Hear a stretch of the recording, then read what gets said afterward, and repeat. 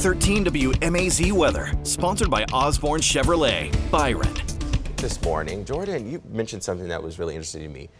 Does the eclipse have anything to do with the temperature? You know, because it's going to be covering the sun. I never thought about that. I wouldn't have either. Yeah, so the answer is yes. Were we taught that in school? No, but we're taught that when clouds cover the sun, temperatures obviously aren't going to warm up as what they would. So when we're talking about the moon covering the sun, I mean, that's A, a lot thicker, and B, for a longer period of time, 2 to 3 hours. So I think it will definitely. So I did adjust the models, or the forecast rather, accordingly, 2 to 3 degrees below than what the models were saying. I did ask the National Weather Service chat, waiting for them to get back with me as well. But we're taking a live look in downtown Macon. Dark skies, chilly this morning. Temperatures currently sitting at 40 degrees.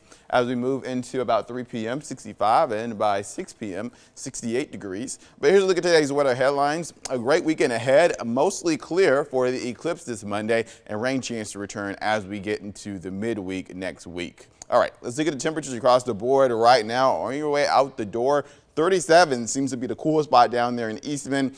38 in Sandersville, 39 in Wrightsville, then we got 39 in Monticello, 40 in Macon, 43 in Roberta, and 41 in Forsyth. You might want to grab a sweater on your way out the door this morning. However, by this afternoon, you should be able to take that sweater off. Temperatures will be in the upper 60s today, and we do have the Centerville, or in Centerville, we have the First Food Truck Friday. Something along those lines, right? Great food out there. Get out there and enjoy it. That starts at 5:30 p.m. Like I said, 69 is the high Friday, so very warm. As we move into Saturday, even warmer, mid-70s for the Banana Pudding Festival. I believe that starts at 10 a.m. in Irvington. And then as we head into Sunday, temperatures even warmer than that, 78 the high as we move into the afternoon. All that to say, we are 3 days away from the total solar eclipse.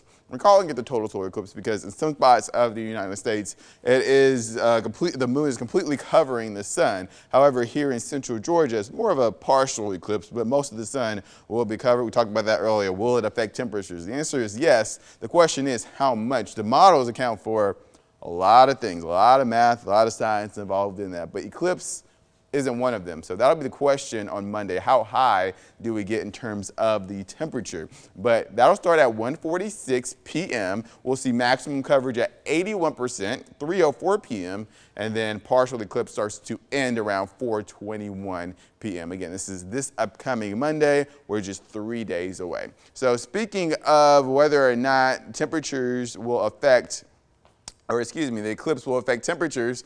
Another thing we need to watch out for is the clouds. If we have clouds in the picture, we won't see any of the eclipse. So will we see clouds? Let's see. This is the long range model starting 8 p.m. Sunday. We got some clouds up to just north of Macon in places like Jasper, Putnam, Hancock, Washington, Baldwin counties, for example, and Jones County. But that's really more of an overnight situation. As we move into early Monday morning, you can see clouds off to our west and more to our north, but most of central Georgia is mostly clear, and that'll be the case through the day. We will see clouds start to roll in around 4 p.m., so towards the end of the eclipse. However, I do think we'll have a straight viewing point from for the eclipse, and this has been the case for the past couple of days. I don't think we're going to change much from what you just saw there on the long-range models. But here's your 7-day forecast. Highs today in the upper 60s, 69 tomorrow, 75 Sunday.